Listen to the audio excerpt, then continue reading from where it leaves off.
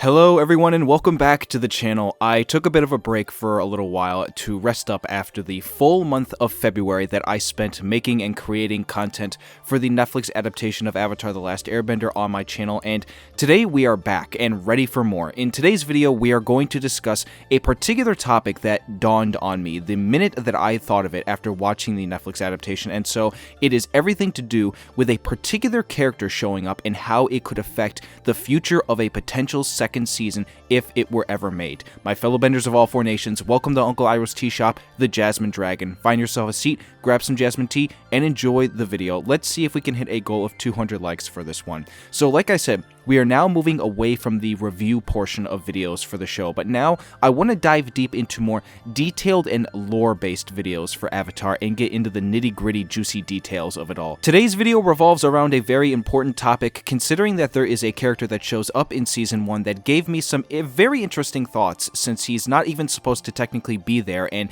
his appearance is what has left a lot of fans questioning what the future holds for a potential Season 2. As of right now, Season 2 hasn't been confirmed, but I'm very optimistic that I think it will be, given some of the things that I've heard with the numbers that it has been putting out around the world. Today's video is exploring the character of which is Wan Shi Tong, and for those hardcore fans who know the character, you probably all had the same reaction as I did when watching episode 5 of the Netflix show. The reaction was pure and utter puzzlement and confusion. This is when Aang and our gang get transported into the spirit world in the Winter Solstice arc and come across multiple different spirits from Heibai, Ko the Face Stealer, and then Wan Shi Tong himself. The other two makes sense for them showing up to some degree depending on how you look at it, but Wan Shi Tong simply makes no sense at all. He is a character that in the original is not supposed to show up until Book 2, and his plotline in Book 2 is simply one of the most important in the entire show through all 3 seasons. This again is why it has left fans questioning what this could mean for the future. I want to go over good and optimistic reasons for why he's there,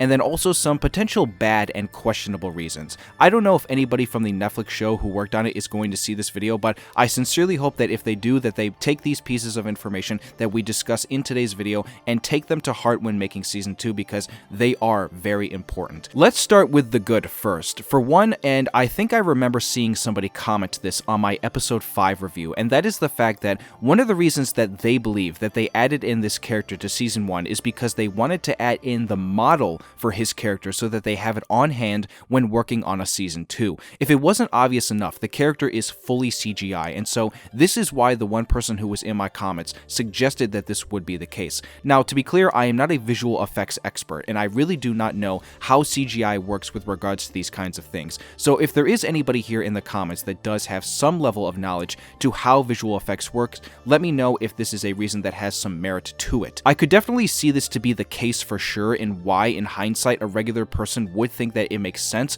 but again, I leave it to anyone here who does have knowledge of these kinds of things to let me know if this is the case. Now, this next point is not really that much of something that's good, but more so something to be optimistic about. I feel like with the show, when they are putting him in here, yes, maybe it was something done out of fan service, but at the same time, I like that they would acknowledge that this character is someone who could show up, and then maybe they do have more in store for him down the line when Season 2 comes out. Again, the character is one of the more important ones given the storyline of which he is a part of in Book 2 of the original show. Like I said, this is more of an optimistic and open-minded point than it is a good thing. Now, I do want to discuss some of the more questionable and bad reasons of what we could expect. Starting with the questionable reason, and this comes from something that I feel like we are seeing a lot of nowadays in entertainment that I think is being overly used and not in the right ways. It is the simple thing of fan service. If the showrunners thought that putting this character in out of just pure fan service was the right move, then I would definitely question that heavily. You can't just plop this character in for fan service when it especially makes no sense. Fan service is good, but it has to be able to make sense. So I would really hope that this was not the move that they were going for with that. Now, the bad reason is something even deeper. What if they had brought this character in this early on because they don't plan on adapting him for the Book 2 arc that we know him to be in from the original? For context, in Book 2, the Wan Shi Tong arc comes from our main gang exploring the library that he protects in the desert. In that library, he carries very key information that is important to what happens in the final season of the original show. All that information relates to the solar eclipse invasion of the Fire Nation. Wan Shi Tong does not want the gang to be able to possess that knowledge, as it would help them in a destructive manner. It is the one simple rule that he has for people to explore his library. Again, that knowledge that our gang tries to possess is the knowledge of when the solar eclipse happens, so that they can plan that invasion. The solar eclipse invasion in Book 3 is one of the biggest and most important arcs in Book 3, and as a matter of fact, it might be the second most important beside the final arc when Sozin's Comet comes into play. If this information and plotline is completely left out of Season 2, it would severely ruin a lot of the continuity of what the story of the show is about. The solar eclipse relates to so many things in the world of Avatar and the lore, and for them to not adapt it would be a colossal loss. Now, that being said, I am at least open-minded enough to where I feel like I would know that the showrunners have the ability to realize and recognize how important it actually is. I know that not every decision they made in the first season was that good or done well,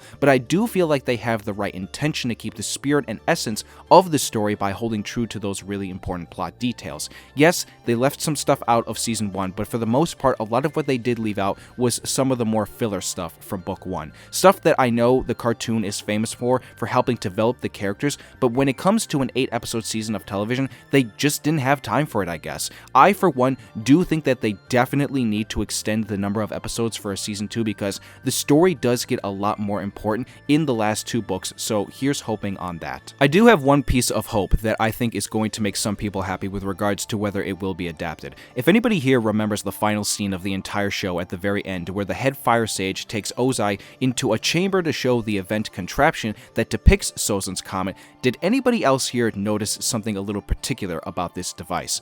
Other than the ball that shows the comet, there are 2 other balls that are shown. One of them I would have to say is safe to assume is a representation of the solar eclipse. Now, I'm not sure what the other ball would be, but I have a good feeling that one of them does represent that eclipse. This could be an Easter egg situation of sorts, where the showrunners wanted to add this in to showcase that, hey, don't worry fans, we got you covered, we are still going to do the solar eclipse stuff.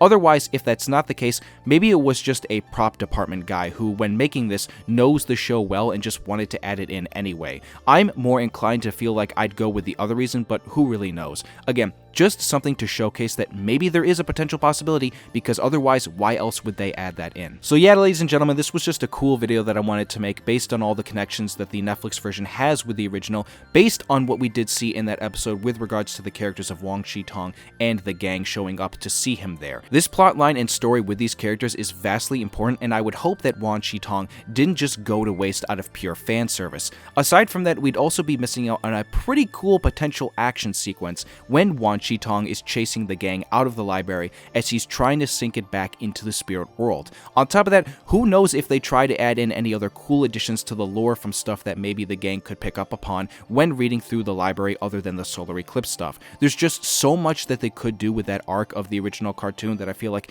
if they weren't going to adapt it, I think they would be doing the show a massive disservice.